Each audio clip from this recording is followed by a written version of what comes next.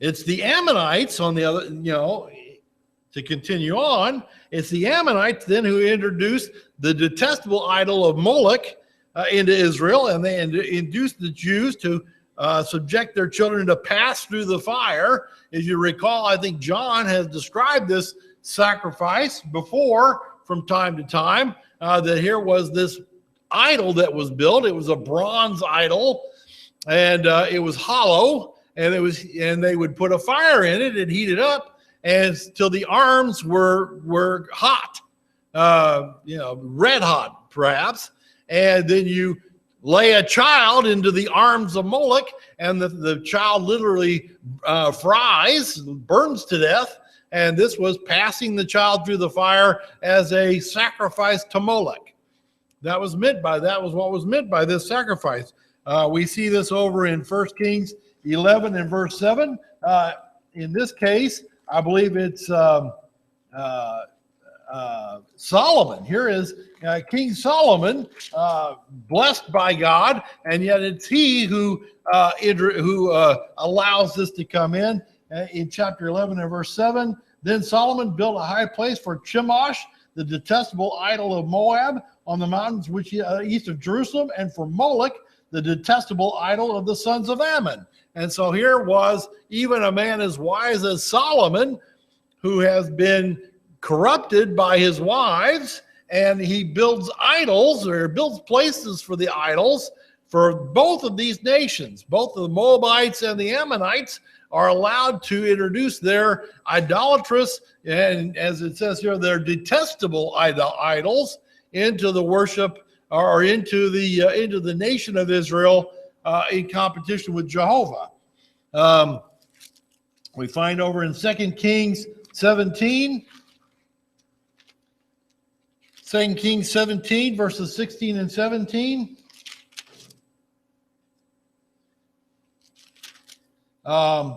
It says, they forsook, this is talking about the children of Israel under Ahaz, and he says they forsook all the commandments of the Lord their God and made for themselves molten images, even 2 calves, and made an Asherah and worshipped all the hosts of heaven and served Baal. Then they made their sons and their daughters pass through the fire and practiced divination and enchantments and sold themselves to do evil in the sight of the Lord, provoking him. Well, what does that mean, that pass through the fire? Are we sure that's connected with Moloch?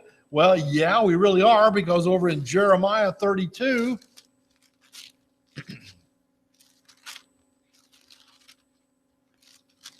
Jeremiah 32 and verse 25, here's Jeremiah preaching to him.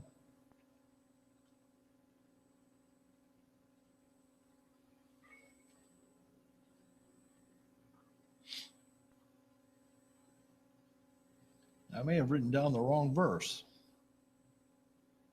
35. Yeah, mistyped. 35. It says, then they built, he says, I'm going to back up to verse 33. They have turned their back on me and not their face, and though I have taught them, teaching them again and again, they would not listen or receive my instruction, but they put their detestable things in the house which is called by my name to defile it, and they built the high places of Baal that are in the valley of Ben Hinnom, to cause their sons and their daughters to pass through the fire to Moloch, which I had not commanded them, nor had it entered my mind that they should do this abomination to cause Judah to sin. And so we see the consequences of this result here with Lot and his daughters, the formation of these nations then of Moab and of Ammon, and the consequences that they will have on Israel. And as we point out, as I think Todd pointed out, sometimes you make these decisions, and here's Lot, and he's looking at the welfare of his family. I'm sure he was looking at the material welfare of his family when he chose that well-watered plain of Jordan, and saying, well, yeah, I can do well, and I can prosper, and my family will prosper here. And no doubt that was it. I suspect that was in his mind, and yet he did not. He was focused on their material well-being and not on their spiritual well-being. And as a result, we know what happened. It was just a total calamity for him. Yeah, comment, Rhonda?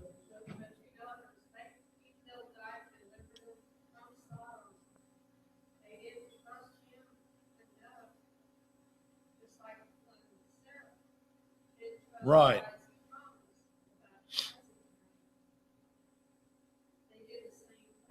Yeah, there's a lack of faith here.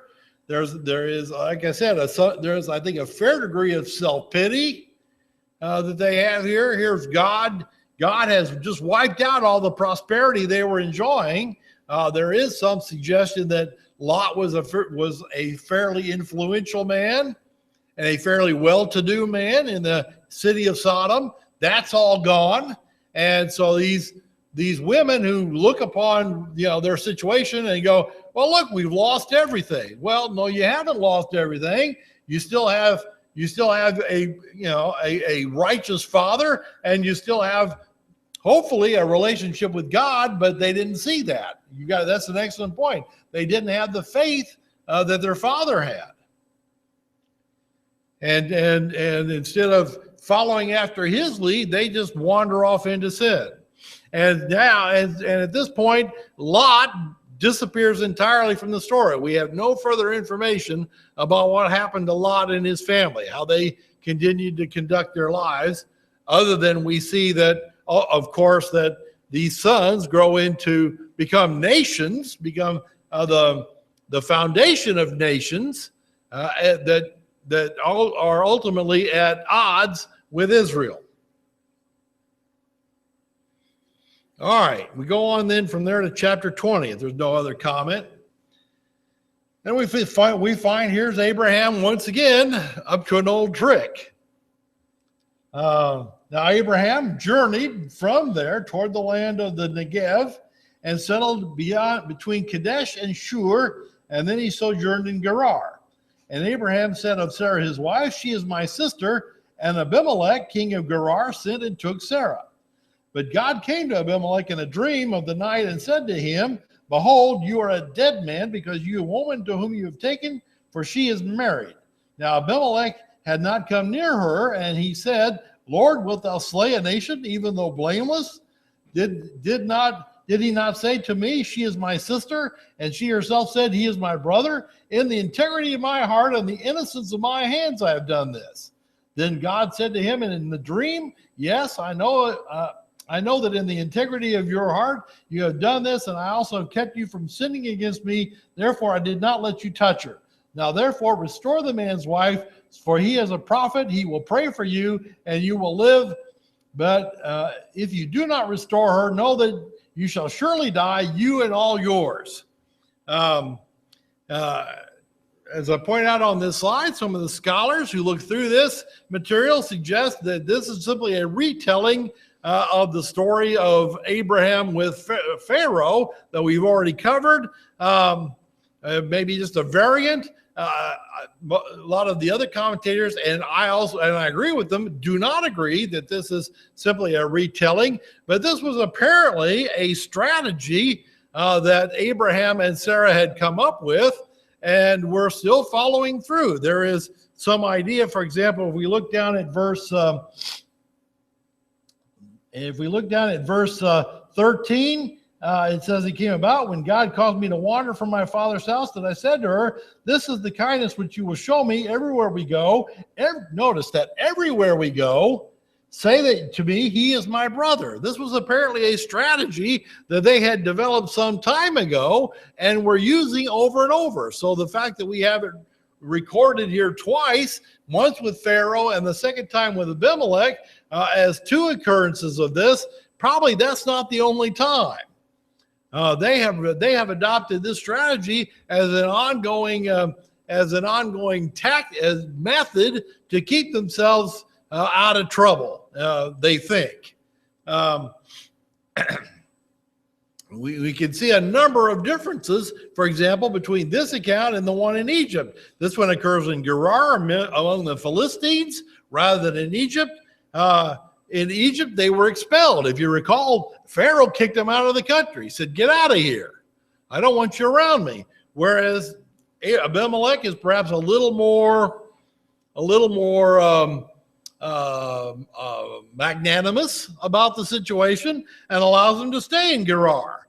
Abimelech was apparently a believer in God, while Pharaoh was not. And Abraham, we find Abraham praying for Abimelech. We do not find him praying for Pharaoh.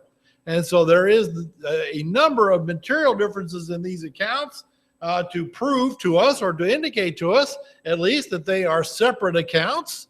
And because they are separate accounts, we might understand again that this is some kind of a repeating strategy that these two have adopted, Abraham and the argument is, well, it's not really a lie, because you can see Abraham equivocating about it. Well, it's not really a lie. She really is my sister, my half sister, and you can see him kind of equivocating about it.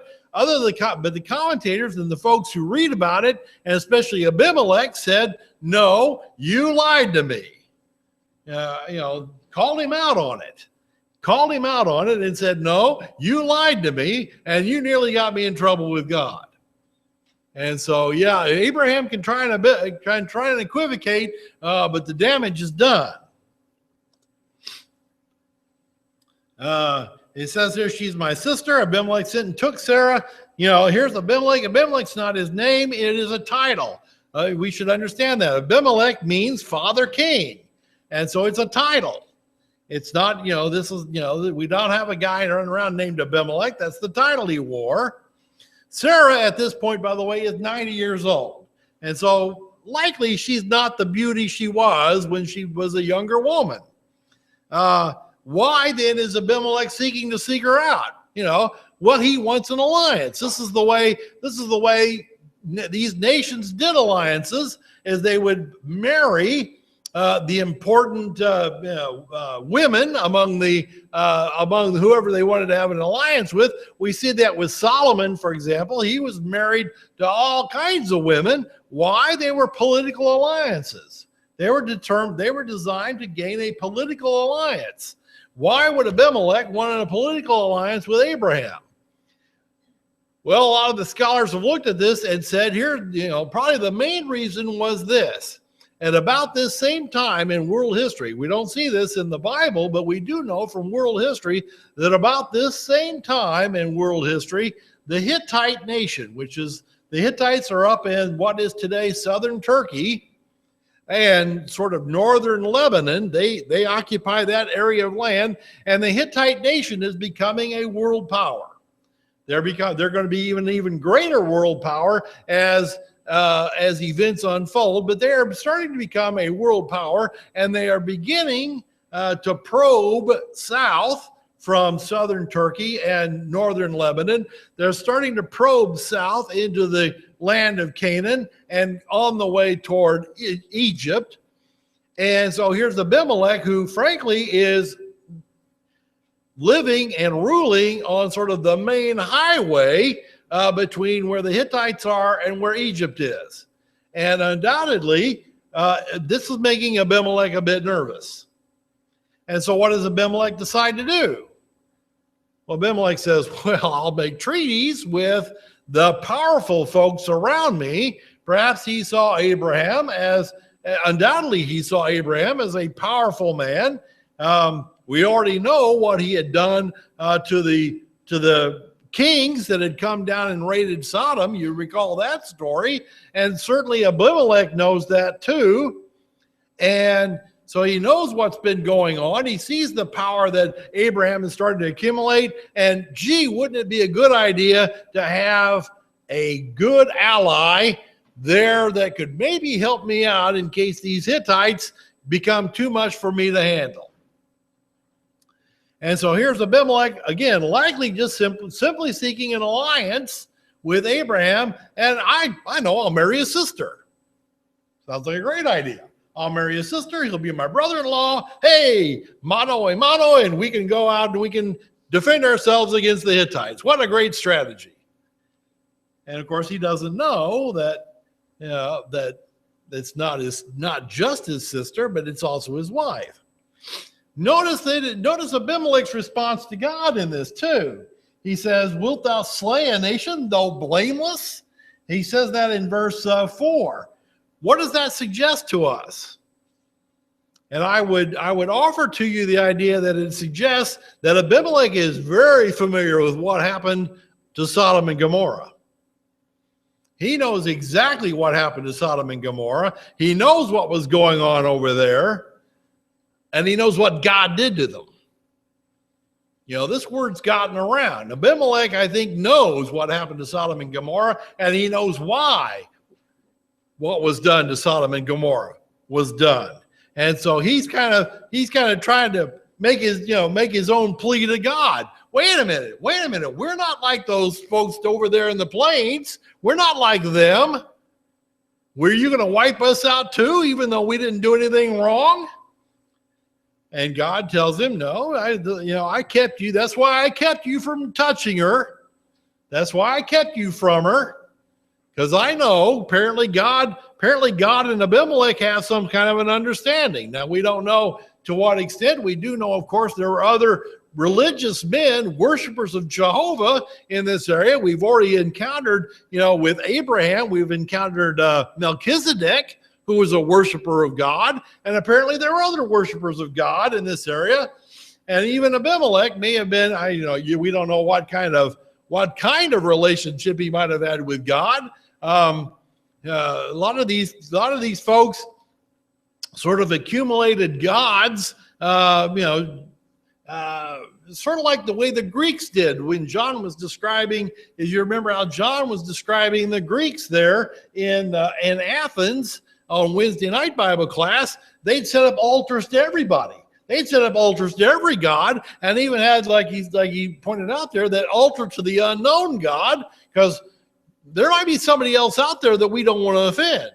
And so we surely don't want to offend some unknown God. And so we're going to make sure that we placate that God as well. Well, a lot of these folks in this area did the same sort of thing. They'd have worship to all kinds of gods, perhaps even including Jehovah, on the off chance that, well, we don't want to offend any of the gods. And here's a God that we found out about. So let's make sure that we've got some kind of agreement with him too. And so that was sort of the thinking here. All right.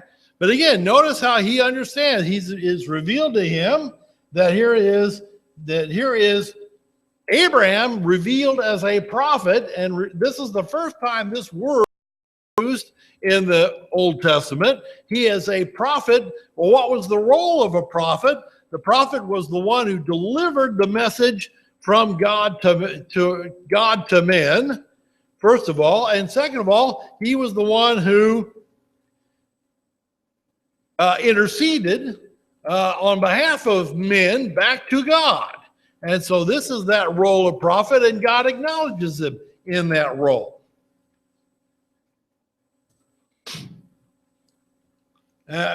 Then we go on then. In verse 8, then Abimelech arose early in the morning. Notice he doesn't waste time on this.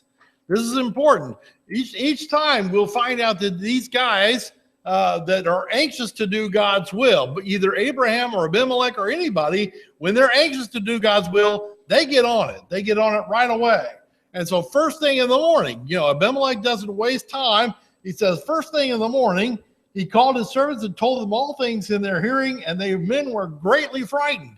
Hey, we've offended a God here, and this isn't a good thing, and we need to take care of this. Then Abimelech called Abraham and said to him, what have you done to us? And how have I sinned against you that you have brought on me and my kingdom a great sin? You have done to me things that ought not to be done. Notice how he scolds Abraham. Now, Abraham, righteous man, prophet of God, and yet Abimelech is taking him to the woodshed. He's scolding him. And it's interesting to notice how this sort of the less favored man in the form of Abimelech is rebuking, and justly so, rebuking that more favored man. You ought not to have done that. It's really the answer of you ought to have known better. And it's an interesting play between these two men that Abimelech becomes the role of the one who in a sense, Abimelech becomes for a time the prophet of relaying God's word back to Abraham and saying, you ought not to have done this. And it's a worthy chastisement on the part of Abimelech. It does show the power, I think, of that Abimelech had some degree of faith in God. I would make that point. And he also certainly has a sense of right and wrong. You should not have done this to me. And then how does Abraham respond? Abraham says, and he goes on, he says to Abraham, what have you encountered that you have done this thing? Did I, he probes Abraham. Did I do something wrong to you that you felt like you needed to do this to me? Have I offended you in some way that you felt it was a good thing to put me in this situation? He kind of chastises him pretty sharply for his behavior, and rightly so. And Abraham said, well, because I thought, surely there's no fear of God in this place, and they will kill me because of my wife. So Abraham tries to make an excuse. Well, I didn't think you guys were in any way decent, and I thought you'd just kind of kill me out of hand, so I had to take some kind of an action, and I did take some action. And then he goes on to say, he equivocates again. He says, besides, she actually is my sister, the daughter of my father, but not the daughter of my mother, and she became my wife. Well, yeah, see, I didn't really lie to you. I just sort of half lied to you. Well, no, Abimelech says, no, that's not a half truth. That's a lie. Half truth is a 100% lie, and you nearly got me in trouble because of it. You put me in a bad position because of it. Yeah. I always have trouble understanding this part of it because I can see how the lie benefits Abraham, but I don't see how it benefits Sarah. Well, it benefits. I'm convinced in their mind that they think that if they are presenting themselves as brother and sister, then that removes the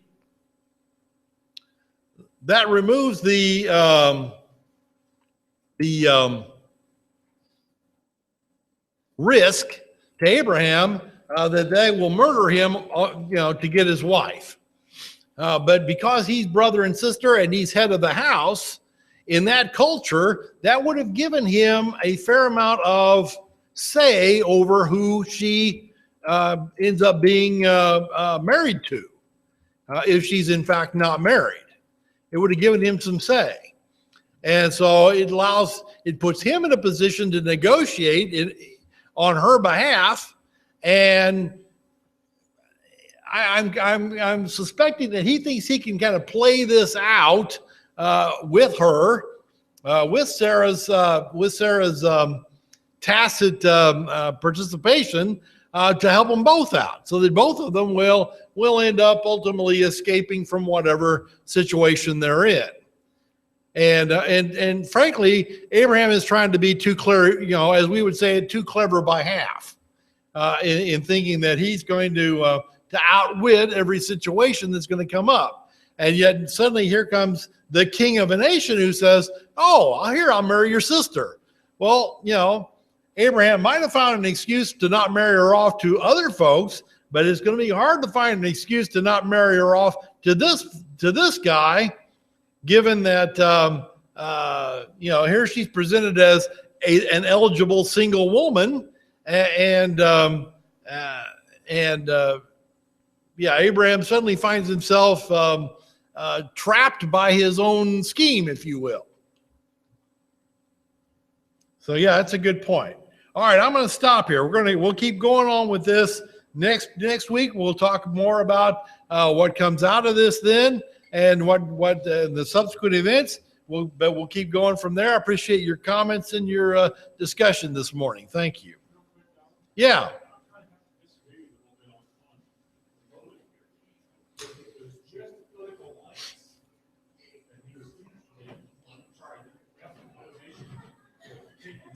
Yeah.